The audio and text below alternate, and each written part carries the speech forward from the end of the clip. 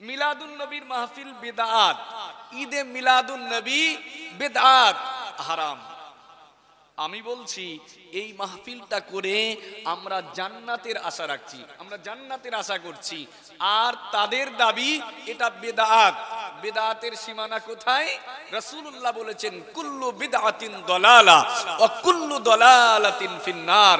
প্রত্যেক বিদআত গোমরাহির দিকে নিয়ে যায়, পথভ্রষ্টতার দিকে নিয়ে যায়, আর প্রত্যেক গোমরাহির চূড়ান্ত জায়গা হচ্ছে জাহান্নাম। তাহলে তাদের দাবিতে এটা যদি বেদাত হয়, এই কাজ করে আমরা, বুঝতে পারছেন না, জাহান্নামী। আর আমরা বলছি না, এই মিলাদুন নবী করেই আমরা জান্নাতে যাব। জোরে বলেন সুবহানাল্লাহ। তাহলে পার্থক্যটা কতটা? পার্থক্যটা কতটা? একজনের দাবি এটা করে জাহান্নামী, আর আমাদের দাবি এই কাজটা করেই আমরা জান্নাতি। পার্থক্যটা অনেক বিস্তর পার্থক্য। এখন আসুন তাদের দাবি, আমি আজকে ভাই একদম দেখে আসা কিছু কথা, কিছু আয়াত, কিছু হাদিস আপনাদেরকে শোনাবো। যে হাদিসগুলো, যে আয়াতগুলো শুধু কোরআন শরীফে লেখা নাই, শুধু হাদিসে লেখা নাই, বরং মদিনাতুল মুনাওয়ারা আমার রাসূলুল্লাহ সাল্লাল্লাহু আলাইহি ওয়াসাল্লামা হুজুরের মাজার মুকদ্দাসের পাশে রিয়াদুল জান্নাহ, জানেন তো রিয়াদুল জান্নাহ, আমার রাসূলুল্লাহর ঘর থেকে নিয়ে আমার রাসূলুল্লাহ যে জায়গায় দাঁড়িয়ে খুতবা দিতেন, যেখানে দাঁড়িয়ে আমার নবী খুতবা দিতেন, এই খুতবা দেওয়ার জায়গা থেকে নিয়ে রাসূলুল্লাহর বাড়ি, আজকে আমার নবী যেখানে শায়িত আছে, যে জায়গায় শুয়ে আছে, যে জায়গাটা আল্লাহর আরশে আজিমের থেকেও দামি। জোরে বলেন সুবহানাল্লাহ। আমার নবী যে জায়গায় শায়িত আছে, যে জায়গায় শুয়ে আছে, ইমাম মালিক রহমাতুল্লাহ আলাইহি বলেন আমার রাসূলুল্লাহর ওই মাজার, রাসূলুল্লাহর রওজা, রাসূলুল্লাহ যে জায়গায় শায়িত আছেন, ওই জায়গার মাটিটা আল্লাহ পাকের আরশের চেয়ে দামি। জোরে বলুন সুবহানাল্লাহ। এই জায়গা থেকে নিয়ে আল্লাহর রাসূল যে জায়গায় দাঁড়িয়ে খুতবা দিতেন, মদিনার মসজিদে নববী শরীফের মিম্বার, রাসূলুল্লাহ বলেন মা বাইনা বাইতি ওয়া মিম্বারি রাউদাতুম মির রিয়াদিল জান্নাহ। নূরের জবানে ১৫০০ বছর আগে রাসূলুল্লাহ বর্ণনা করেছেন। আর ওই হাদিসটা আল্লাহর রাসূলের মাজার মুকদ্দাস থেকে, আর মিম্বারের ভিতরে কয়েকটা গেট আছে, ছোট ছোট গেট আছে, রিয়াদুল জান্নাহ। এই গেটের এক একটা গেটে এক একটা হাদিস লেখা আছে, এক একটা হাদিস লেখা আছে, এক একটা আয়াত লেখা আছে। সেই হাদিসগুলো, সেই আয়াতগুলো দুনিয়ার কোন সাধারণ কলমে লেখা না, এমনি রঙের কালিতে লেখা নয়। ওই আয়াতগুলো আর হাদিসগুলো লেখা আছে সোনা দিয়ে। জোরে বলুন সোনার অক্ষরে লেখা আছে, সোনার অক্ষরে। রাসূলুল্লাহ বলেন মা বাইনা বাইতি ওয়া মিম্বারি রাউদাতুম মির রিয়াদিল জান্নাহ। আমার ঘর থেকে আর আমি যে জায়গায় দাঁড়িয়ে খুতবা দেই, আমার খুতবা দেওয়ার জায়গা পর্যন্ত যে খালি জায়গা, এই জায়গাটা হলো আল্লাহ পাকের বেহেশতের একটি বাগান। জোরে বলুন সুবহানাল্লাহ। এই বেহেশতের বাগানে কিছু আয়াত, কিছু হাদিস লেখা আছে সোনা দিয়ে। আমি সেই কথাগুলো আজকে বলবো, তবে আগে আপনাকে শুনিয়ে নেই ওই বৃদ্ধবাদীরা যারা এই মাহফিলটাকে বিদআত বলে, যারা হারাম বলে, আমাদের ছেলেরা যাতে না বিগড়ে যায় তার জন্য একটি হাদিস আপনাদেরকে শুনিয়ে আগিয়ে যাব।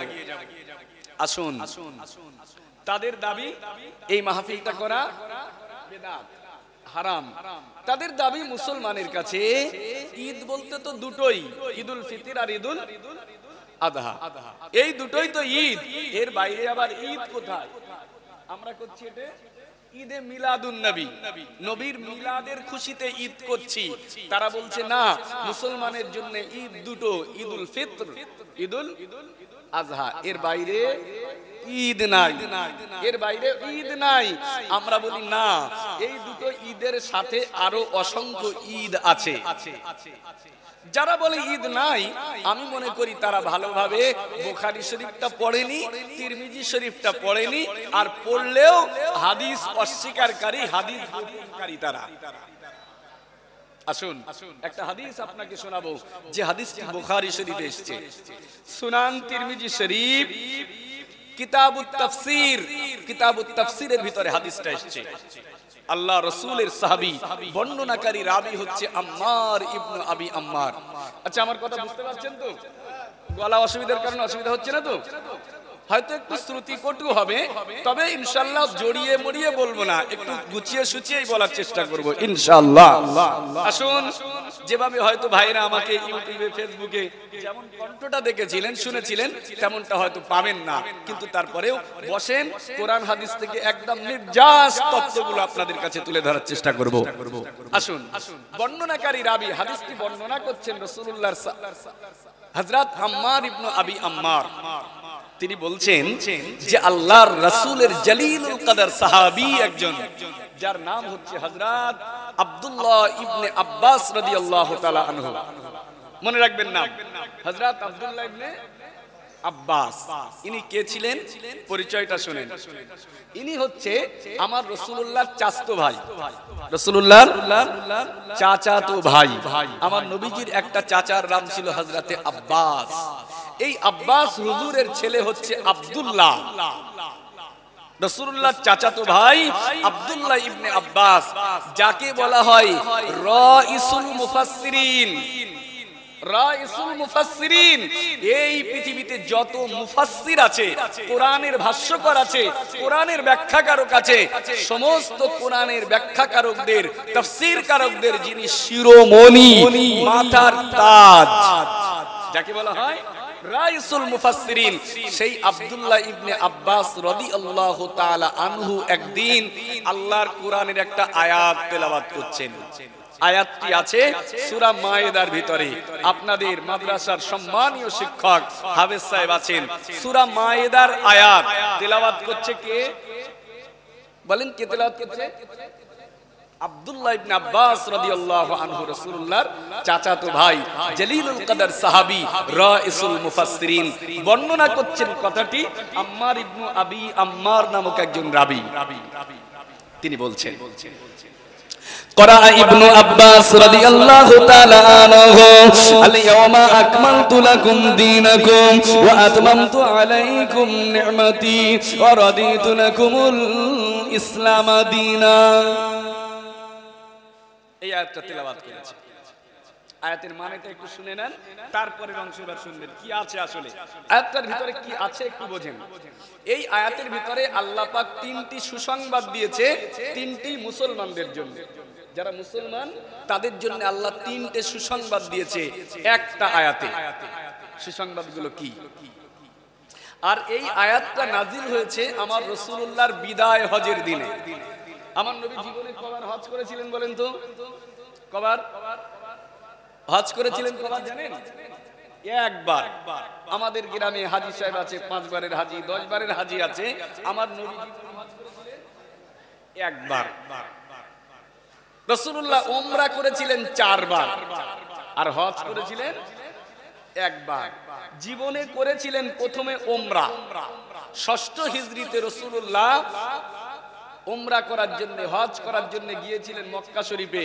মক্কার মানুষরা ঢুকতে দেয়নি মক্কাতে, রাসূলুল্লাহকে ফিরে আসতে হয়েছিল। 7ম হিজরিতে, 7 হিজরিতে রাসূলুল্লাহ আবার 1400 সাহাবা নিয়ে উমরাতুল কাজা করার জন্য মক্কা শরীফে গিয়েছিলেন। মক্কা শরীফে গিয়ে 7ম হিজরিতে প্রথমে রাসূলুল্লাহ উমরা করেছিলেন। আমাদের মধ্যে একটা জিনিস প্রচলিত আছে, কেউ উমরায় গেলে বলে উমরায় যাচ্ছে কেন? উমরায় গেলে তার আবার হজ ফরজ হয়। উমরায় গেলে হজ ফরজ হয় না। যার উপরে উমরার সামর্থ্য এসে যাবে, উমরা করার মতো অর্থ এসে যাবে, তার উমরা করা হচ্ছে সুন্নাত, তাকে উমরা করতে হবে। হজ ফরজ হওয়ার মতো যদি আওকাত তার আসে, তাহলে তার উপরে হজ ফরজ হবে। টাকা যদি হয় উমরায় যাওয়ার মতো, উমরা করে নেবেন। এটা রাসূলুল্লাহর একটা সুন্নাত। রাসূলুল্লাহ হজের আগে উমরা করেছিলেন, অতএব উমরা আগে করতে কোনো সমস্যা নেই। প্রিয় ভাই, তো রাসূলুল্লাহ জীবনে একবার হজ করেছিলেন, যেটাই রাসূলুল্লাহর প্রথম হজ, সেটাই রাসূলুল্লাহর শেষ হজ, এটাই আমার রাসূলুল্লাহর বিদায় হজ। জোরে বলুন সুবহানাল্লাহ। এটাই বিদায় হজ। এই বিদায় হজের দিনে আরাফার ময়দানে জাবালে রহমতের তলদেশে 9 জিলহজ তারিখে যে সময় হুজ্জাজে কিরামদের উপরে আল্লাহর রহমত এমন ঝরঝর করে ঝরে, ওই রহমতে আল্লাহ হুজ্জাজে কিরামদের জীবনের গুনাহগুলোকে maaf করে দেয়। ঠিক এইরকম একটা মুহূর্তে আমার রাসূলুল্লাহর বিদায় হজের দিনে আরাফার ময়দানে জাবালে রহমতের তলদেশে 9 জিলহজ তারিখে আসরের ওয়াক্তে আল্লাহ নবী আরাফার ময়দানে 1.5 লক্ষ সাহাবাদেরকে নিয়ে দাঁড়িয়ে আছে। আল্লাহ নবীর উপরে এই সময় কোরআন মাজিদের আয়াত কানা নাজিল হলো, যে আয়াতের মধ্যে আল্লাহ পাক মুসলমানদের জন্য, ঈমানদারদের জন্য 3টি সুসংবাদ দিয়ে দিয়েছে। 1 নাম্বার সুসংবাদ, আল্লাহ পাক আমার নবীকে ডেকে বললেন, হাবিব ও আমার দোস্ত ও আমার নবী ও আমার প্রিয় বন্ধু মাহবুব গো, আল ইয়াউমা আকমালতু লাকুম দীনাকুম। ও আমার নবী ও আমার হাবিবে প্যারা ও আমার প্রিয় বন্ধু ও আমার মাহবুব গো, আজকে আপনার বিদায় হজের দিনে, আজকে আরাফার ময়দানে জাবালে রহমতের তলদেশে আমি আল্লাহ পাক আপনার প্রতি খুশি হয়ে আপনি সারাটা জীবন যে দিনকে প্রতিষ্ঠার জন্য, যে দিনকে প্রতিষ্ঠার জন্য সংগ্রাম করে গিয়েছেন, মক্কার কুফফারে কুরাইশদের জুলুম অত্যাচার সহ্য করেছেন, ও আমার হাবিব গো, যে দিনকে প্রতিষ্ঠার জন্য আপনি তয়েফের ময়দানে তয়েফের মানুষের দ্বারা রক্তাক্ত হয়েছেন, ও আমার নবী গো, যে দিনকে প্রতিষ্ঠার জন্য আপনি বদরের ময়দানে গিয়েছেন, আপনার 14 জন সাহাবাকে হারিয়েছেন, যে দিনকে প্রতিষ্ঠার জন্য আপনি উহুদের ময়দানে গিয়েছেন, আপনার 70 জন সাহাবাকে হারিয়েছেন, নিজে রক্তাক্ত হয়েছেন, দন্দার মোবারক শহীদ করেছেন, ইবনে কামিয়ার তরবারির আঘাতে আপনার পবিত্র শিরস্ত্রাণ মোবারকটা ভেঙে গিয়ে, শিরস্ত্রাণটা ভেঙে আপনার পবিত্র নূরময় মস্তক মোবারকের ভিতরে শিরস্ত্রাণে 2টো লৌহ কড়া ঢুকে গিয়েছিল। ও আমার নবী গো, যে দিনকে প্রতিষ্ঠার জন্য আপনি এত কষ্ট সহ্য করেছেন, আজকে আপনার বিদায় হজের দিনে আপনার আরাফার ময়দানে জাবালে রহমতের তলদেশে আমি আল্লাহ পাক আজকে আপনার সেই রক্ত ঝরা দিনটাকে পরিপূর্ণ করে দিলাম। 2 নাম্বার সুসংবাদ আল্লাহ কি দেয়? 2 নাম্বার সুসংবাদ আল্লাহ দিয়ে দেয়, ও আমার হাবিব ও আমার প্রিয় দোস্ত নবী গো, ও আমার প্রিয় বন্ধু মাহবুব গো, আজকে আপনার বিদায় হজের দিনে, আজকে আরাফার ময়দানে জাবালে রহমতের তলদেশে আমি আল্লাহ জানিয়ে দিলাম, ও আতমামতু আলাইকুম নি'মাতি। আর দ্বিতীয় সুসংবাদ হাবিব, আজকে আমি আল্লাহ পাক আপনাদের উপরে তথা মুসলমানদের উপরে আমি আল্লাহ আমার সমস্ত নিয়ামত পরিপূর্ণ করে দিলাম। 3 নাম্বার সুসংবাদ আল্লাহ দিয়ে দিলেন, ও আমার হাবিব ও আমার প্রিয় দোস্ত নবী গো, ও আমার প্রিয় বন্ধু মাহবুব গো, ওয়ারাদিতু লাকুমুল ইসলাম দীনা। আর আজকে আপনার বিদায় হজের দিনে আরাফার ময়দানে জাবালে রহমতের তলদেশে আমি আল্লাহ আপনাকে জানিয়ে দিলাম, আপনি যে ইসলামটা প্রতিষ্ঠার জন্য, আপনি যে দ্বীন ইসলামটাকে দুনিয়ার কোনাতে কোনাতে পৌঁছে দেওয়ার জন্য সারাটা জীবন আপনি সংগ্রাম করেছেন, সারাটা জীবন আপনি কষ্ট করেছেন।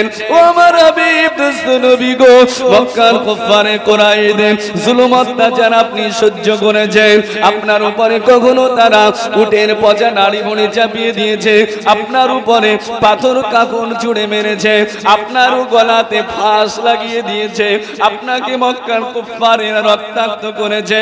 ও আমার নবী গো, যে দিনকে প্রতিষ্ঠার জন্য আপনি তয়েফের যুবকদের দ্বারা অত্যাচারিত হয়েছেন, রক্তাক্ত হয়েছেন, আপনার পবিত্র খুন মোবারকে, আপনার পায়ে পায়ের জুতোটা আপনার পায়ে আটকে গিয়েছে।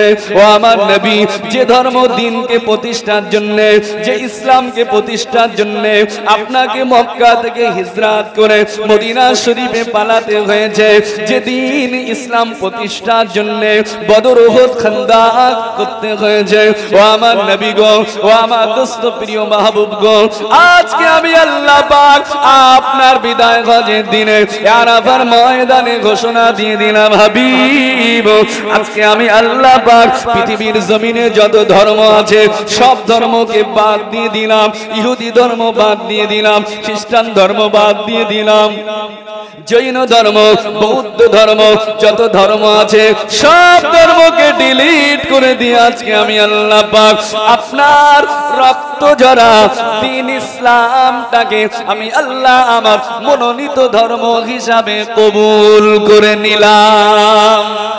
আর একটু জোরে বলেন সুসংবাদ কটা কটা কটা? তিনটে। এক, দিনকে পরিপূর্ণ করে দিলাম। দুই, মুসলমানদের উপরে আমি আল্লাহ আমার নিয়ামত পরিপূর্ণ করলাম।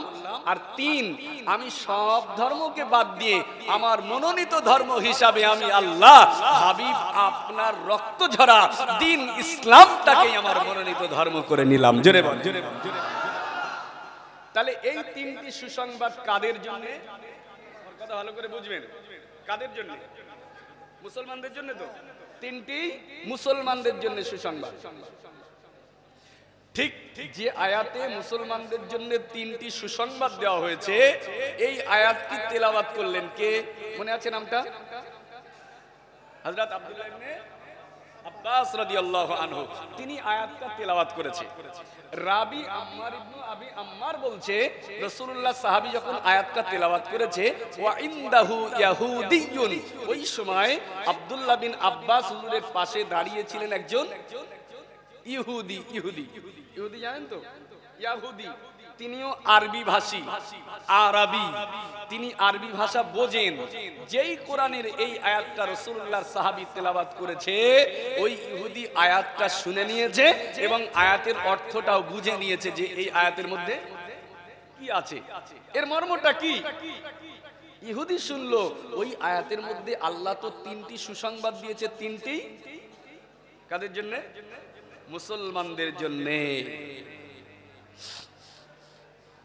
রাবি বলেন, ইহুদি আয়াতটা যখনই শুনলো,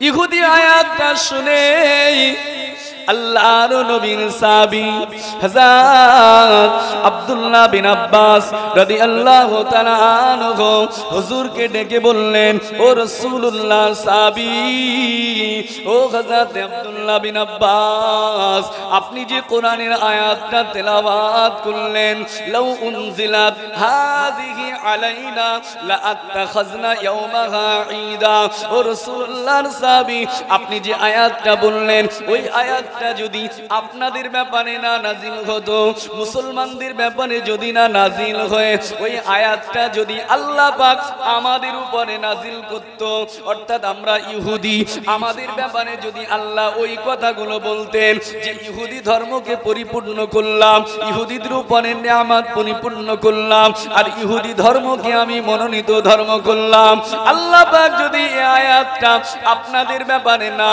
বলে আমরা ইহুদি আমাদের ব্যাপারে যদি বলতেন, তাহলে আমরা ইহুদিরা কোরআনের আয়াত যেদিনে নাজিল হয়েছিল, কোরআন আয়াতের নাজিলের দিনটাকে আমরা আমাদের পক্ষ থেকে ঈদ হিসাবে পালন করতাম। কথা বুঝতে পেরেছেন? ইহুদি বলছে ওই আয়াতটা যদি মুসলমানদের উপরে না হয়ে আমাদের ব্যাপারে আল্লাহ নাজিল করতেন, আমরা ওই দিনে ঈদ করতাম। ঈদ, তাহলে ইহুদির দাবি আমরা ঈদ করতাম ওই দিনে। পাশে আছে আব্দুল্লাহ বিন আব্বাস, হুজুরের আকীদা সেদিনে কি ছিল দেখেন। আজকের যারা বলছে দুই ঈদের বাইরে ঈদ নাই, অথচ রাসূলুল্লাহর জলিলুল কদর সাহাবী, তার আকীদা কি ছিল? যখনই ইহুদি বলল আমরা ঈদ করতাম, ওই আয়াতটা যদি আমাদের ব্যাপারে নাজিল হতো, হযরত আব্দুল্লাহ বিন আব্বাস কি জবাব দিচ্ছে দেখেন এবারে। হযরত আব্দুল্লাহ বিন আব্বাস রাদিয়াল্লাহু তাআলা আনহু সঙ্গে সঙ্গে ইহুদিকে ডেকে জবাব দিয়ে দিলেন, ও ইহুদি শোনো শোনো, ইন্নাহা নাযালাত ফি ইয়াউমি ঈদিন ফি ইয়াউমি জুমআতিন ওয়া ইয়াউমি আরাফাতা। ও ইহুদি শোনো শোনো, এই আয়াত যদি আপনাদের ব্যাপারে নাযিল হতো, আল্লাহ যদি আপনাদের খুশিতে এটা নাযিল করত, তাহলে আপনারা ওই দিনে একটা ঈদ করতে। তবে শুনে রেখে দেন ও ইহুদি, এই আয়াতটা যেদিনে আমাদের উপরে আল্লাহ পাক নাজিল করেছিলেন, মুসলমানদের উপরে আল্লাহ নাজিল করেছিলেন, ওই দিনে আল্লাহ রাব্বুল আলামিনের পক্ষ থেকে আমাদের জন্য একটা ঈদ ছিল না, ওই দিনে আল্লাহ পাকের পক্ষ থেকে আমাদের জন্য দুটো ঈদ হয়ে গিয়েছে। সেই দুটো ঈদ কি ছিল? এক নম্বরে হুজুর বলেন, ইন্নাহা নাযালাত ফি ইয়াউমি ঈদিন ফি ইয়াউমি জুমআতিন ওয়া ইয়াউমি আরাফা। এক নম্বর ঈদ ছিল ওই আয়াত যেদিনে আমাদের উপরে নাযিল হয়েছে, ওই দিনটা ছিল জুমআর দিন, ওই দিনটা ছিল শুক্রবারের দিন। আমরা মুসলমানেরা আমাদের জন্য জুমআর দিনটা আল্লাহর পক্ষ থেকে ঈদের দিন। দুই নাম্বার, ওই দিনটা যে দিনটা ছিল, ওই দিনটা ছিল ইয়াউমে আরাফা, 9 জিলহজ তারিখ। আরাফার দিনটা আল্লাহ রব্বুল আলামিনের পক্ষ থেকে আমাদের জন্য, মুসলমানদের জন্য ঈদের দিন। জেনে হবে না সুবহানাল্লাহ। তাহলে আব্দুল্লাহ বিন আব্বাস হুজুরের আকীদা ছিল জুমার দিন ঈদের দিন, আরাফার দিন ঈদের দিন। তাহলে যারা বলছে দুই ঈদের বাইরে ঈদ নাই, তাদের দাবি এখান থেকে খণ্ডন হলো তো নাকি? আব্দুল্লাহ বিন আব্বাস বলছে না, এই দুইয়ের বাইরে আরো ঈদ আছে, জুমার দিন ঈদের দিন, আরাফার দিন ঈদের দিন। তাহলে যদি জুমার দিন ঈদের দিন হয়, আরাফার দিন ঈদের দিন হয়, শুধু জুমার দিন হিসাবে মুসলমানদের জন্য সারা বছরে 52টা ঈদ, আরাফার দিন যদি ঈদের দিন হয়, ওটা যোগ করলে 53টা ঈদ। আরো অনেক ঈদ হাদিস থেকে প্রমাণ আছে। অতএব দুটো ঈদ নয়, আরো অনেক ঈদ আমাদের জন্য আছে। তবে বলেন তো, আজকে আমরা যে ঈদটা পালন করছি, এইটা কোন ঈদ? আজকে ঈদে মিলাদুন নবী। হুজুর যখন এই হাদিসটা শুনবে, ওই হুজুর সামনাসামনি অস্বীকার করতে পারবে না। একবার দরুদ শরীফ পড়ি, আল্লাহুম্মা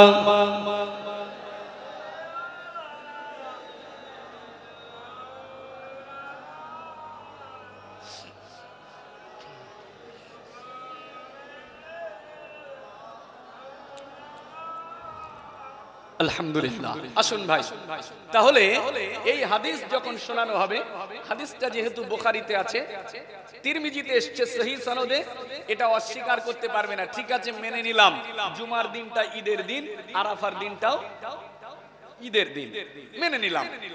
কিন্তু তোমরা যে ঈদটা পালন করো, ঈদে মিলাদুন নবী, এই ঈদটা আবার কোন ঈদ? এই ঈদের প্রমাণটা কোথায় আছে? এটা কি হাদিস কোরআনে আছে? আমরা বলি হ্যাঁ, ঈদুল ফিতর। আচ্ছা, কথা হচ্ছে কেন? তো অসুবিধা হচ্ছে নাকি আপনাদের?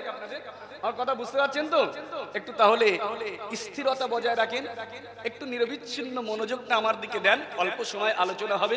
আসুন ভাই, তাহলে আমরা বলি ঈদুল ফিতর, এটা প্রমাণ হয়েছে হাদিস থেকে। ঈদুল আযহা, এটা প্রমাণ হয়েছে হাদিস থেকে। জুমার দিন ঈদের দিন, এটা প্রমাণ হয়েছে হাদিস থেকে। আরাফার দিন, এটা প্রমাণ হয়েছে হাদিস থেকে। আমরা বলি সব ঈদের প্রমাণ হাদিস থেকে, কিন্তু আমরা যে ঈদটা করি ঈদে মিলাদুন নবী, এটার প্রমাণ স্বয়ং আল্লাহ কোরআনে দিয়ে দিয়েছে। জোরে বলেন, কোরআনে আছে ঈদের প্রমাণ। কোথায় আছে? হাফেজ সাহেব বসে আছে, সূরা ইউনূসের আয়াত। আল্লাহ পাক স্বয়ং আমার নবীকে ডাক দিলেন, হাবিব দোস্ত নবী গো, ও আমার প্রিয় বন্ধু মাহবুব গো, আমি আল্লাহ আপনাকে জানিয়ে দিলাম, আপনি আপনার উম্মতদেরকে বলে দিন, আপনি আপনার সাহাবাদেরকে সংবাদটা দিয়ে দিন, আপনি তাদেরকে বলুন কুল বিফদলিল্লাহি ওয়া বিরহমাতিহি ফাবিযালিকা ফালইফরাহু ওয়া হুয়া খায়রুম মিম্মা ইয়াজমাউন। ও বাইনামান, আল্লাহ পাক আমার নবীকে ডেকে বললেন, হাবিব আপনি বলুন, আপনি আপনার উম্মতদেরকে বলে দিন কুল কুল, আপনি বলুন। কি বলতে বললেন? হাবিব আপনি বলুন বিফদলিল্লাহি ওয়া বিরহমাতিহি ফাবিযালিকা ফালইফরাহু। হাবিব আপনার উম্মতেরা, আপনার সাহাবারা যখন আমি আল্লাহ আমার পক্ষ থেকে ফদল পাবে, আমার পক্ষ থেকে রহমত পাবে, ফদল পে আর রহমত পে যেন আপনার উম্মতেরা ঈদ করে। কি কি পে? ফদল পে আর রহমত পে।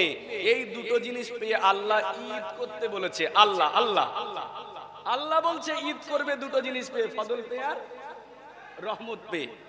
এখন এই ফদলটা কি জিনিস আর রহমতটা কি জিনিস আপনাকে বুঝতে হবে। যদি বোঝেন তাহলে বুঝে যাবেন যে আমরা ঈদে মিলাদুন নবী করছি কোরআন থেকে। আসুন, ফদলটা কি জিনিস, রহমতটা কি জিনিস, এটার ব্যাখ্যা জানতে হবে তাফসীর থেকে। এখন কোরআনের তাফসীর, কোরআনের ব্যাখ্যা কে দেবে? আমাকে আজকে আপনারা দাওয়াত করে এনেছেন। এখন আমি যদি কোরআনের কোন আয়াতের ব্যাখ্যা আমার নিজের মতো করে আপনাদেরকে দিয়ে দিই, আপনারা মানবেন? মানবেন না। আমি আমার নিজের মতো করে যদি ব্যাখ্যা করি, তাফসীর বির রায়, এটা হারাম। নিজের মতো করে ব্যাখ্যা করা হারাম। হাদিস এসেছে যে ব্যক্তি না জেনে নিজের মতো করে কোরআনের কোন আয়াতের ব্যাখ্যা করবে, কিয়ামতের ময়দানে তার স্থান সে জাহান্নামে করে নিল। তাহলে আমার নিজের ব্যাখ্যা চলবে না। ফুরফুরা শরীফের মুজাদ্দিদে জামান দাদা হুজুর পীর কেবলা, তিনি যদি নিজের মতো করে ব্যাখ্যা দিয়ে যেতেন, আপনারা মানতেন? তাও মানা যাবে না। বসিরহাটের আল্লামা রুহুল আমিন সাহেব রহমাতুল্লাহ আলাইহি, ওনার মতো একজন বিদগ্ধ পণ্ডিত আলেম, তিনি যদি তার নিজের মতো করে আয়াতের ব্যাখ্যা দিতেন, আমরা মানতাম না। বরং কোরআনের ব্যাখ্যা হবে। কোরআন ব্যাখ্যার মূল নীতির প্রথম নীতি হচ্ছে ইউফাসসিরুল কোরআন বিল কোরআন। কোরআনের ব্যাখ্যা হবে কোরআন দিয়ে, অর্থাৎ কোরআনের একটা আয়াতের ব্যাখ্যা হবে আর একটা আয়াত দিয়ে। যদি তেমন না পাওয়া যায়, দ্বিতীয় মূলনীতি হচ্ছে ইউফাসসিরুল কোরআন বিল হাদিস। কোরআনের ব্যাখ্যা হবে হাদিস দিয়ে। যদি হাদিসেও না পাওয়া যায়, তৃতীয় মূলনীতি হচ্ছে ইউফাসসিরুল কোরআন বিআকওয়ালি উলামা। তৃতীয় মূলনীতি, যদি কোরআনের ব্যাখ্যা কোরআনে না থাকে, হাদিসে না থাকে, তখন ব্যাখ্যা হবে আকওয়ালি উলামা, আলেমদের ব্যাখ্যা অনুযায়ী, তাদের কথা অনুযায়ী। এখন সেই আলেম কারা? ও আলেম আমার মতো চল্টু বল্টু মৌলী সাহেব নয়, আমাদের মতো হুজুর নয়, বরং ওই ব্যাখ্যা দেবে স্বর্ণযুগের যে আলেমরা চলে গেছে তারা। সাহাবায়ে কেরামরা যে ব্যাখ্যা দিয়েছে সেই ব্যাখ্যা, তাবেঈনে কেরামরা যে ব্যাখ্যা দিয়েছে সেই ব্যাখ্যা, তাবেঈনে কেরামরা যে ব্যাখ্যা দিয়েছে সেই ব্যাখ্যা, তাদের ব্যাখ্যাটাই গ্রহণযোগ্য হবে, আমাদের ব্যাখ্যা নয়। অতএব কোরআন ব্যাখ্যা নিজের মতো নয়। এখন এই আয়াতে আল্লাহ যে ফদল পে আর রহমত পে ঈদ করতে বলেছে, এই ফদলটা কি জিনিস আর রহমত কি জিনিস আমরা ব্যাখ্যা নেব তাফসীর থেকে। আসুন, পৃথিবী বিখ্যাত একটি তাফসীরের কিতাব, তাফসীরে রূহুল মাআনি, তাফসীর রূহুল মাআনি, যার লেখক হচ্ছে ইমাম মাহমুদ আলুসি রাহমাতুল্লাহ আলাইহি। ইমাম মাহমুদ আলুসি, যিনি হানাফি মাযহাবের একজন বিখ্যাত মুফাসসির, সেই মাহমুদ আলুসি, তিনি তাফসীরে রূহুল মাআনিতে এই আয়াতের ব্যাখ্যায় কি লিখছেন? মুসলমানেরা আমার, ইমাম মাহমুদ আলুসি জগৎ বিখ্যাত মুফাসসির, হানাফি মাযহাবের শ্রেষ্ঠ মুফাসসির। হযরত ইমাম মাহমুদ আলুসি তাফসীরে রূহুল মাআনির ভিতরে স্পষ্ট ভাবে লিখে দিয়েছে, আল্লাহ পাক যে ফদল পে ঈদ করতে বলেছে, রহমত পে ঈদ করতে বলেছে, ওই ফদল কি রহমত কি? হুজুর লেখেন আন্নাল ফাদলা আল ইলমু ওয়ার রাহমাতা মুহাম্মাদুন সাল্লাল্লাহু সাল্লাল্লাহু আলাইহি ওয়াসাল্লাম। ও ভাইজানেরা আমার, হুজুর লেখেন আল্লাহ পাক এক নম্বরে যে ফজল পে ঈদ করতে বলেছে, ওই ফজলটা অন্য কিছু নয়, ও ফজল হলো আল্লাহ পাকের পক্ষ থেকে ১৫০০ বছর আগে যে কোরআন মাজিদ নাজিল হয়েছে, এই কোরআনের ইলম, কোরআন শরীফ হলো ফজল। জোরে বলুন সুবহানাল্লাহ। আল্লাহ কোরআন পে ঈদ করতে বলেছে। আর ২ নম্বরে আল্লাহ যে রহমত পে ঈদ করতে বলেছে, ওই রহমত কি? ওই রহমতটা অন্য কিছু নয়। হুজুর লেখেন আর রহমাতা মুহাম্মাদুন সাল্লাল্লাহু আলাইহি ওয়াসাল্লাম। ওই রহমত হলো আমার আপনার নবী, নূর নবী, দয়া। জোরে বলেন সুবহানাল্লাহ। তাহলে কোরআনের আয়াতে আল্লাহর রহমত পেয়ে ঈদ করতে বলেছে, আর সেই রহমত মুহাম্মদ সাল্লাল্লাহু আলাইহি সাল্লাম, আল্লাহ আমাদের নবীকে পেয়ে ঈদ করতে বলেছে। এখন আমাদের নবীকে পেয়ে আল্লাহ ঈদ করতে বলেছে, সেই জন্য এই রবিউল আউয়াল মাসের ১২ তারিখে, আজকে ১২ তারিখ না, রবিউল আউয়ালের ১২ তারিখ আল্লাহ রাসূল গত যে চলে গেল ফজরের ওয়াক্ত, ঠিক তারপরে আলো আধারের মাঝে আল্লাহ রাব্বুল আলামিন এই দুনিয়াতে আমাদের নূর নবীকে তাশরীফ এনেছিলেন, দুনিয়াতে পাঠিয়েছিলেন। সেই জন্য আমরা রাসূলুল্লাহর মিলাদের কথা মনে করে, রাসূলুল্লাহর পয়দাইশের কথা খেয়াল করে এই মাসে আমরা ঈদে মিলাদুন নবী করি, তাই তো? রাসূলুল্লাহর জন্মের খুশিতে ওরা বলছে না, এটা করলে বিদআত, এটা করলে জাহান্নামী।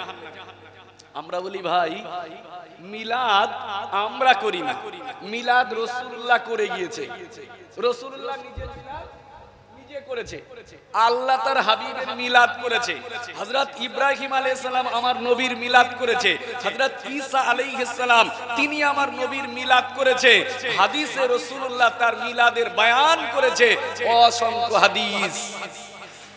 তাহলে মিলাদ শুধু আমরা করি না, ঈসা নবী মিলাদ করেছে, ইব্রাহিম নবী মিলাদ করেছে। আল্লাহ রাসূল স্বয়ং বলেছেন, আল্লাহ পাক এই তাবারুকের দিকে একটু বড় আওয়াজ হচ্ছে, তাবারুকের ওই দিকটা একটু আওয়াজটা বেশি আসছে, একটু সকলে মুহাব্বতে দরুদ শরীফ পড়ি। আল্লাহুম্মা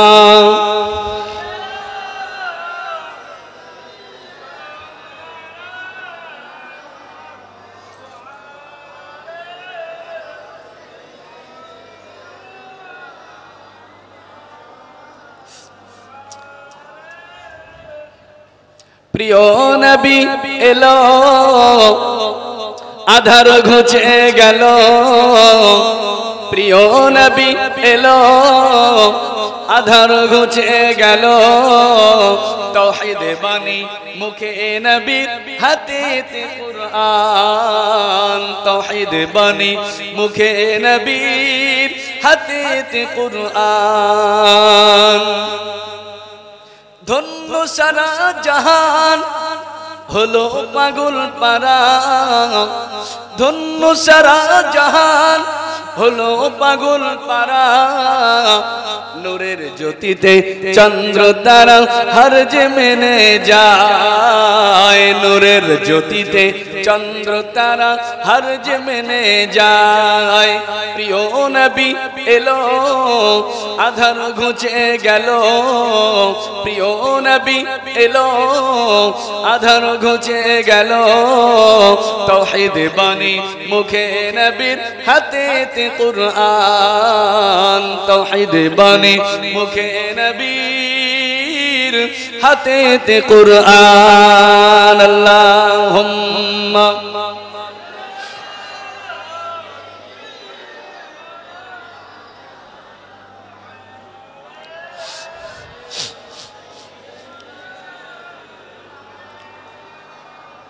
আমার ভাইজানেরা, আমরা ঈদে মিলাদুন নবী করি। এই ঈদে মিলাদুন নবী, আমার নবীর মিলাদটা শুধু আমরা করি না, নবীর মিলাদ নবী স্বয়ং করে গিয়েছে। আল্লাহ নবী আমার জানান, আল্লাহ পাক আমি রাসূলুল্লাহ আমাকে এই দুনিয়ায় পাঠিয়েছে। রাসূলুল্লাহ নিজের জন্মের প্রথম অবস্থা, নিজের প্রাথমিক অবস্থা বর্ণনা করতে গিয়ে মিশকাতের হাদিস, আল্লাহ নবী বলেন, আমি রাসূলুল্লাহ এখন আমি তোমাদেরকে আমার প্রাথমিক অবস্থা সম্পর্কে শোনাই। আল্লাহ নবী বললেন আমি মুহাম্মদ সাল্লাল্লাহু আলাইহি সাল্লাম হলাম দাওয়াতু ইব্রাহিম, হযরত ইব্রাহিম নবীর দোয়া। আমি মুহাম্মদ সাল্লাল্লাহু ইব্রাহিম নবীর দোয়া। কেমন? ইব্রাহিম নবী আমার রাসূলুল্লাহর জন্য দোয়া করেছিলেন।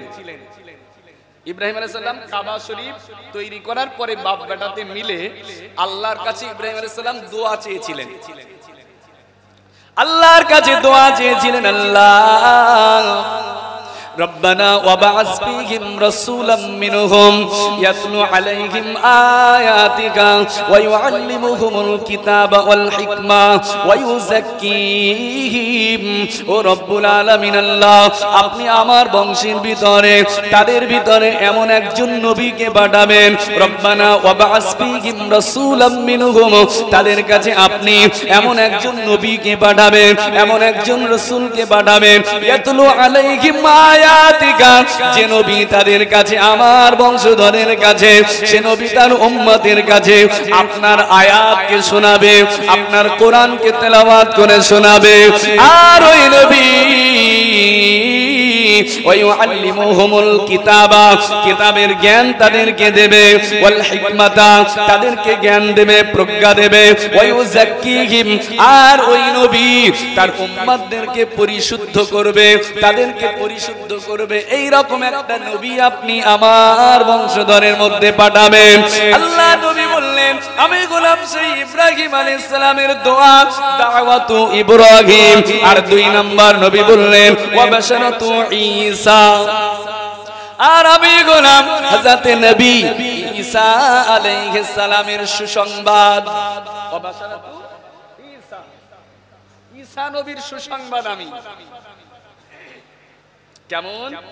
ঈসা আলাইহিস সালাম তার বনি ইসরাইলকে ডেকে বলেছিলেন, কোরআনের আয়াত কোরআন সূরা সাফের ভিতরে এসেছে। ঈসা নবী বনি ইসরাইলকে ডাক দিয়েছিলেন, ইয়া বনি ইসরাইল ইন্নী রাসূলুল্লাহি ইলাইকুম মুসাদ্দিকান লিমা বাইনা ইয়াদাইয়া মিনাত তাওরাত ওয়া মুবাশশিরান বিরাসূলিন ইয়াতি মিন বাদি ইসমুহু আহমদ। হযরত ঈসা নবী আমার নবীর জন্মের অনেক আগে, আমার নবীর জন্মের প্রায় 500 বছর আগে ঈসা নবী বনি ইসরাইলকে ডেকে বলেছিলেন, হে বনি ইসরাইলারা ইন্নী রাসূলুল্লাহি ইলাইকুম আমি ঈসা হলাম তোমাদের কাছে আল্লাহ পাকের একজন রাসূল, আল্লাহ পাকের একজন নবী। মুসাদ্দিকান লিমা বাইনা ইয়াদাইহি মিনাত তাওরাত আর আমি ঈসা হলাম তোমাদের কাছে যে তাওরাত কিতাব আছে এই তাওরাত কিতাবের সত্যায়নকারী। আর আমি ঈসা হলাম মুবাশশিরান বিরাসূলি ইয়াতি মিন বাদি ইসমুহু আহমদ। আমি ঈসা আমি হলাম এমন একজন নবীর সুসংবাদদাতা।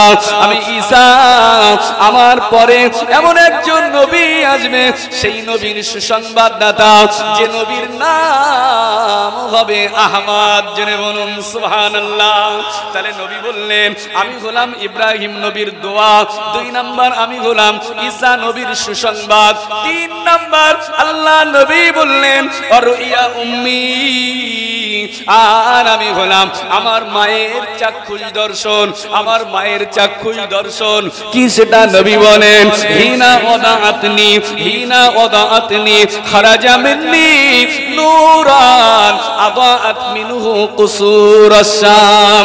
আল্লাহ নবী বললেন আমি মুহাম্মদ সাল্লাল্লাহু আমার আম্মা জান হযরত আমেনা আমি হলাম তার চাক্ষুষ দর্শন কি সেটা নবী আমার বলেন আমার মা যখন আমি মুহাম্মদ সাল্লাল্লাহু আমাকে জন্ম দিলেন, আমি মুহাম্মদ সাল্লাল্লাহু যখন আমার মায়ের পবিত্র রেহেম মোবারক থেকে আমার মায়ের পবিত্র রেহেম থেকে এই দুনিয়ায় তাশরীফ এনেছি, এই দুনিয়ায় জন্মগ্রহণ করেছিলাম, ওই সময় আমার মা আমেনা আমি মুহাম্মদ সাল্লাল্লাহু আমার দেহ থেকে লক্ষ্য করে দেখেছে আমি মুহাম্মদ জন্মের সাথে সাথে আমার দেহ থেকে এমন একটা নূর বার হয়ে গিয়েছে খারাজা মিন্নি নূরান আদাআত মিনহু কুসুরাস শাম।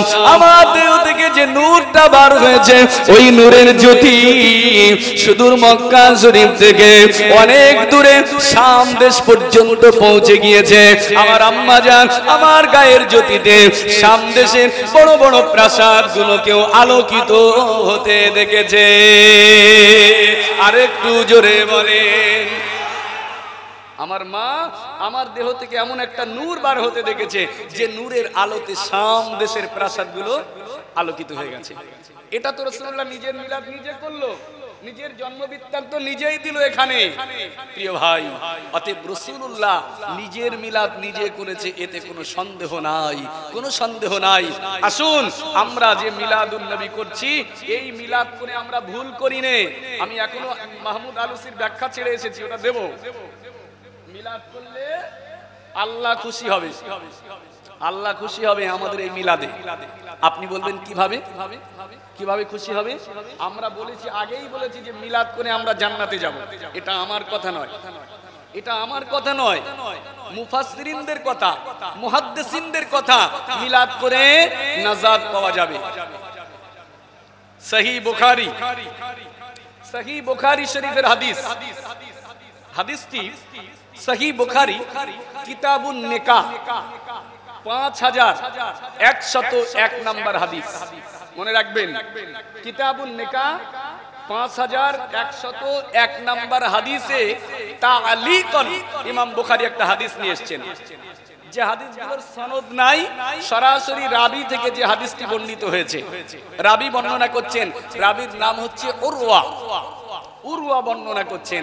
আল্লাহ হযরত ইমাম বুখারী রাহমাতুল্লাহ আলাইহি তালিকান হাদিসটি নিয়ে এসেছেন। কি এই হাদিসটা মাফহুমটা, আপনাদের যে এই ফলতি গ্রামের মসজিদ আছে, এই মসজিদে যদি খুতবায়ে নাবাতা পড়ে, খুতবায়ে নাবাতার দ্বিতীয় খুতবাতে, রবিউল আউয়ালের দ্বিতীয় খুতবাতে এই হাদিসের মাফহুমটা নিয়ে আসা হয়েছে।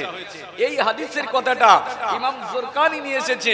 ইমাম হযরত বসিরাতের আল্লামা রুহুল আমিন সাহেব রাহমাতুল্লাহ আলাইহি তিনি তার মিলাদে মুস্তাফার ভিতরে এই কথাটা নিয়ে এসেছে। হাদিসটি সহিহ বুখারী কিতাবুন নিকাহ 5101 নম্বর হাদিস, তালিকান হাদিসটি এসেছে, ওরওয়া বর্ণনা করছে।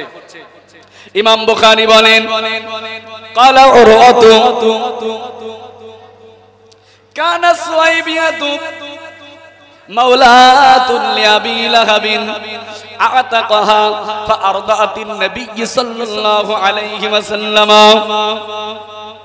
ওরওয়া বর্ণনা করেন, মক্কা শরীফে একজন মহিলা ছিল যার নাম হলো সুয়াইবিয়া। এই সুয়াইবিয়া ছিল আবু লাহাবের কৃত দাসী, আবু লাহাবের দাসী। আবু লাহাব কে ছিলেন? আবু লাহাব ছিল আমার নবীজির আপন চাচা, নিজের চাচা। সে ছিল পাক্কা কাফের আর পাক্কা জাহান্নামী, যার ব্যাপারে আল্লাহ কোরআনের একটা সূরা নাজিল করেছে, সূরা লাহাব। আমার নবী যখন প্রথম দিনের দাওয়াত দিয়েছিলেন, সর্বপ্রথম বিরোধিতা করেছিল আবু লাহাব। রাসূলুল্লাহ দ্বিতীয়বার যখন সাফা পর্বতের উপরে উঠে দিনের দাওয়াত দিয়েছিলেন, ওই সময় আবু লাহাব আমার নবীর জন্য বদদোয়া করেছিল, নবীর জন্য বদদোয়া করেছিল, মুহাম্মদ তুমি ধ্বংস হয়ে যাও। আমার আল্লাহ সহ্য করতে পারেনি, আমার নবীর বিরুদ্ধে বদদোয়া, আমার নবীর ধ্বংস কামনা আমার আল্লাহ সহ্য করেনি। সঙ্গে সঙ্গে আল্লাহ আবু লাহাবের বিরুদ্ধে সূরা নাজিল করে দিয়েছিল, সূরা লাহাব। কোরআন শরীফ 30 পারা, সূরাতুল লাহাব।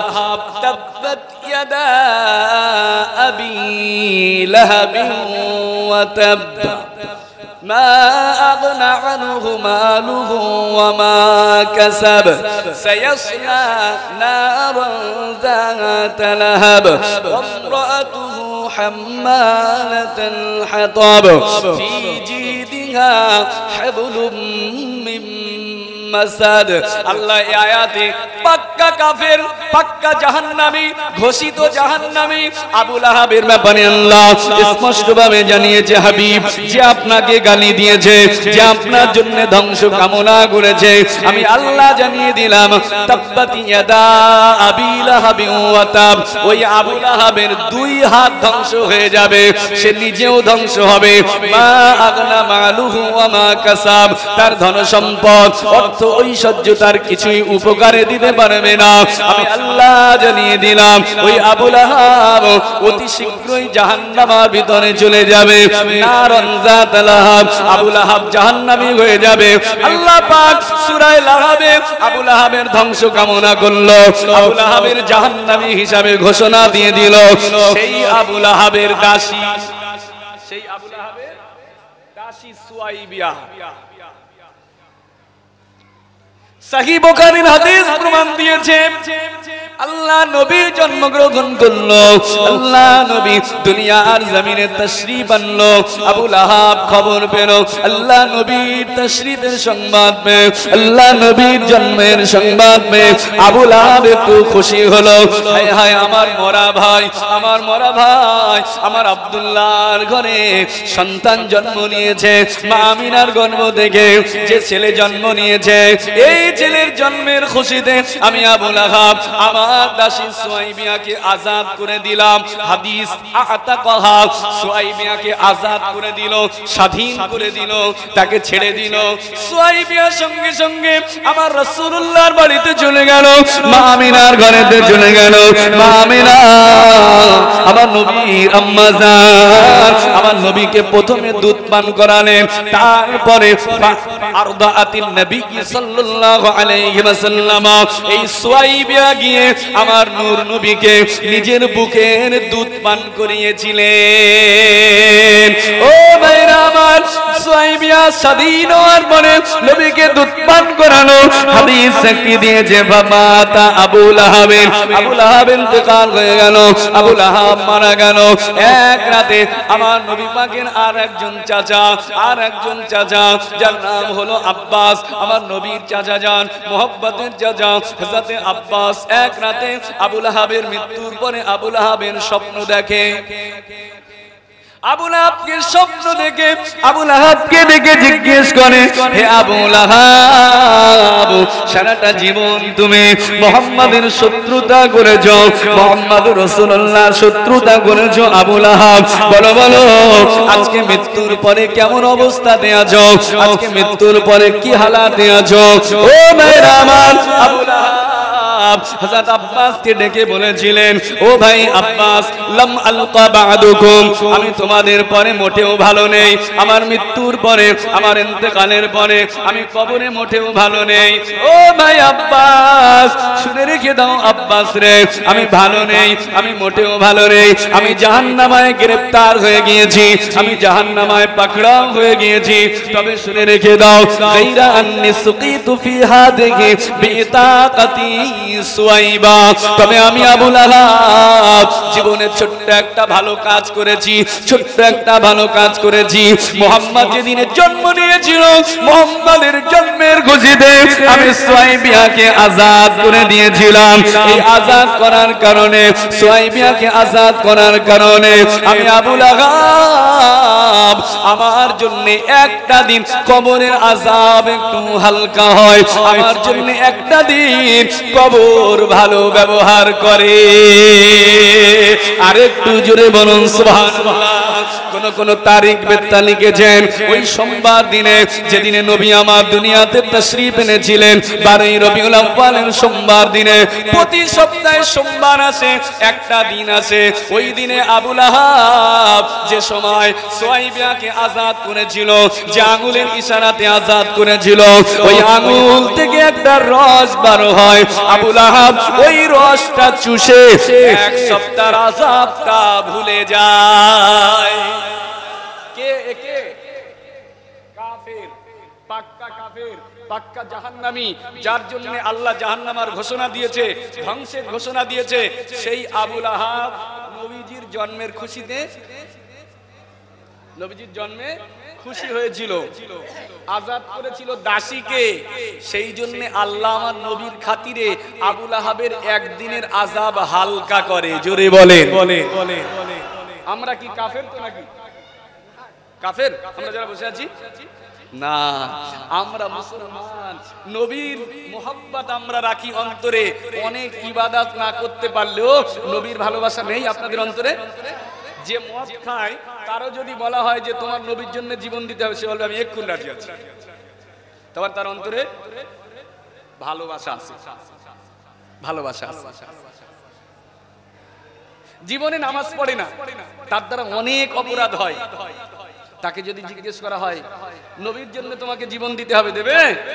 সে বলবে হ্যাঁ দেব। সে পারুক না পারুক পরের কথা, তবে দেওয়ার জন্য প্রস্তুত আছে, দেব। তার মানে কিঞ্চিত ভালোবাসা তার মধ্যে আছে।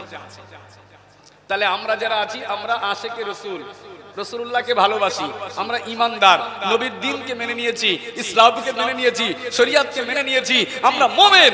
কাফের যার জন্য জাহান্নামা ঘোষিত জাহান্নামী, সে যদি নবীর খুশিতে, রাসূলুল্লাহর জন্মের খুশিতে গোলাম আর দাসী আজাদ করে একদিনের আযাব হালকা করতে পারে, আশা করতে পারি। আমরা ঈমানদার যদি নবীর জন্মে খুশি হই, আল্লাহ আমাদেরকে জাহান্নামা থেকে নাজাত দিয়ে দেবে। জোরে বলুন ইনশাআল্লাহ। এটা আমার কথা নয়, বরং ইমাম জুরকানি রহমাতুল্লাহ আলাইহি তানার কওল, ইমাম জুরকানি তানার কওল বসিরহাটের আল্লামা রুহুল আমিন সাহেব রহমাতুল্লাহ আলাইহি মিলাদে মুস্তাফার ভিতরে নিয়ে এসেছেন। ইমাম জুরকানি বলছে, পাক্কা কাফের আবু লাহাব সে যদি নবীর জন্মের খুশিতে দাসী আজাদ করে একদিনের জন্য তার আযাব হালকা করতে পারে, আশা রাখতে পারি। তানার কথা, ইমাম জুরকানির কথা। কালা ইবনুল জাজরি, ইবনুল জাজরির বরাতটা ইমাম জুরকানি নিয়েছেন। ইমাম জুরকানির ওই কথাটা বসিরহাটের আল্লামা হুজুর মিলাদে মুস্তাফার ভিতরে নিয়েছেন। হুজুর লেখেন, ইন্নামা ইয়াকুনু জাযাউহু মিনাল্লাহিল কারীম আইয়াদখুলা বিফাদলিহিল আমিম জান্নাতুন নাঈম। হুজুর লিখেছেন, কাফারটা কাফের বেঈমান, সে নবীর মিলাদে খুশি হয়ে একদিনের আযাব হালকা করেছে। আর আমরা মুমিনরা, ঈমানদারেরা, আমরা যদি নবীর খুশিতে মিলাদ পালন করে নবীর মিলাদে যদি খুশি হই, আল্লাহ রাব্বুল আলামিন আমাদের বদলা, আমাদের জাযা নিশ্চিতভাবে তার দয়ার জান্নাত খানা দিয়ে দেবে। আরো জনে বলুন সুবহানাল্লাহ। একটু উচ্চ আওয়াজে বলবেন না নারায়ে তাকবীর?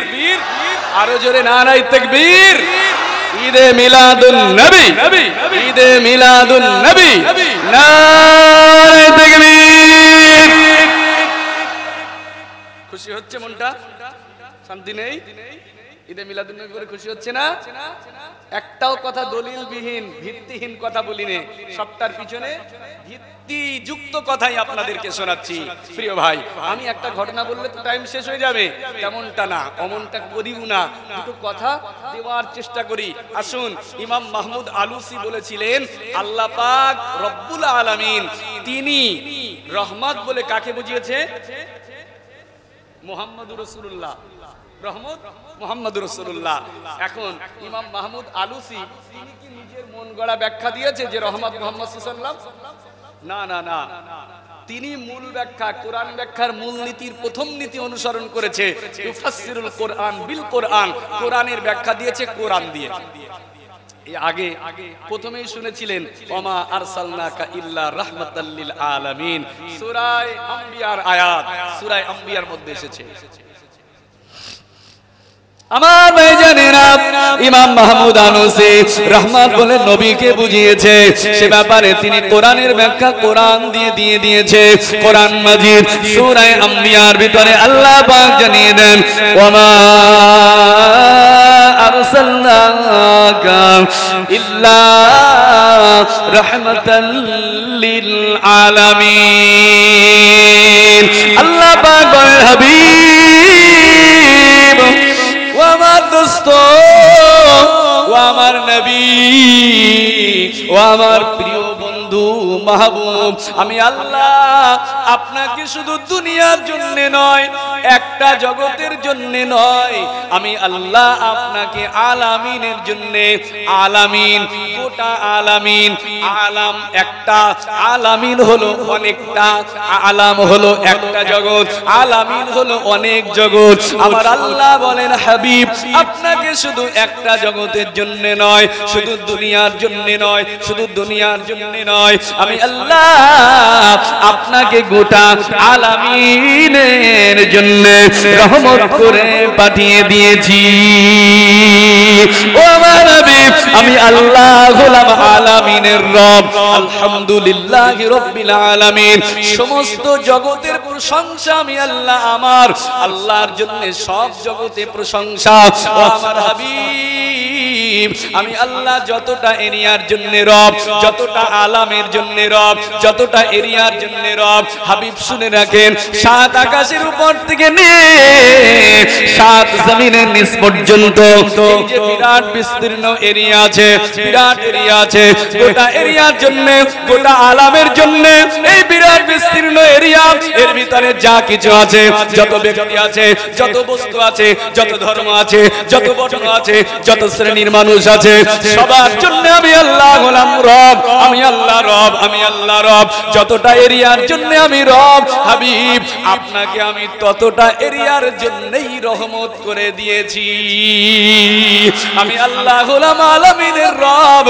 আর আপনি হলেন আলামিনের রহমত তাহলে আমার নবীকে আল্লাহ কত বড় রহমত করেছে সাত আকাশের উপর আল্লাহর আরশে আজিম থেকে সাত জমিনের নিচ পর্যন্ত এই বিরাট বিস্তীর্ণ এরিয়া গোটা আলামিনের জন্য আল্লাহ আমার নবীকে রহমত করে পাঠিয়ে দিয়েছে জোরে বলুন সুবহানাল্লাহ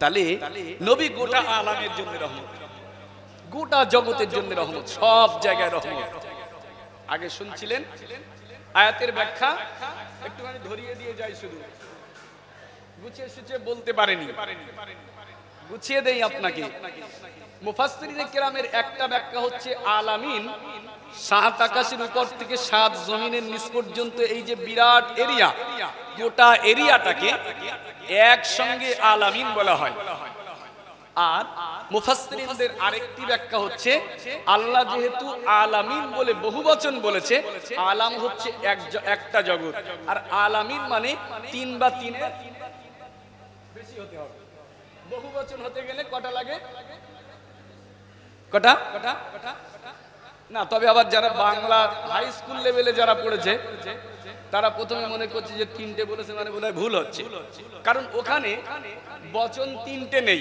যারা বাংলা পড়ে ইংরেজি পড়ে ওনাদের কাছে বচন দুটো এক বচন বহু বচন সিঙ্গুলার আর প্লুরাল তাহলে ওনাদের কাছে বচন দুটো আমরা বলি আমাদের যারা মাদ্রাসায় পড়েছি আমরা আমাদের কাছে আবার বচন তিনটে এক বচন দ্বিবচন বহু বচন এক বচনে একটা দ্বিবচন যেটা হবে দুইটা আর বহু বচন তিনের বেশি তাহলে ওয়াহিদ তাসনিয়া জমা বলা হয় এটা তো জমা মানে বহু বচন আল্লাহ এখানে আলাম এর বহু বচন ব্যবহার করেছে আলামিন অর্থাৎ জগৎ তিন বা তিনের বেশি অবশ্যই হবে তাহলে তিনের বেশি যদি হয় তিনের নিশ্চয়ই কম হবে না আল্লাহ যেহেতু আলামিনের জন্য রহমত করেছে অতএব মুফাসসিরিনদের ব্যাখ্যা হচ্ছে জগৎ চারটি জগৎ চারটি আলামে আর ওয়াহ রূহের জগৎ আলামে দুনিয়া দুনিয়ার জগৎ আলামে বারজাখ কবরের জগৎ আলামে আখিরা কিয়ামতের পর থেকে অনন্তকালের জন্য যে জগৎ অভিনশ্বর যে জগৎ এই তিনটি নশ্বর আলামে আরওয়াহ নশ্বর আলামে দুনিয়া নশ্বর আলামে বারজাখ নশ্বর কিন্তু আলামে আখিরা হচ্ছে অভিনশ্বর আমার আল্লাহ যে জগতের কোনো ধ্বংস নাই সে জগতের জন্য সব জগতের জন্য আল্লাহ আমাদের নবীকে রহমত করে দিয়েছে রূহের জগতে নবী রহমত ছিল দুনিয়াতে নবীজি রহমত আজকে নবী এখন কথা আছে মদিনার রওজা শরীফে মদিনাতুল মুনাওয়ারা রওজা শরীফের ভিতরে আছে মরানা জিন্দা নবীজি হায়াতুন নবী মদিনার রওজা শরীফে শুয়ে আছেন জোরে বলুন সুবহানাল্লাহ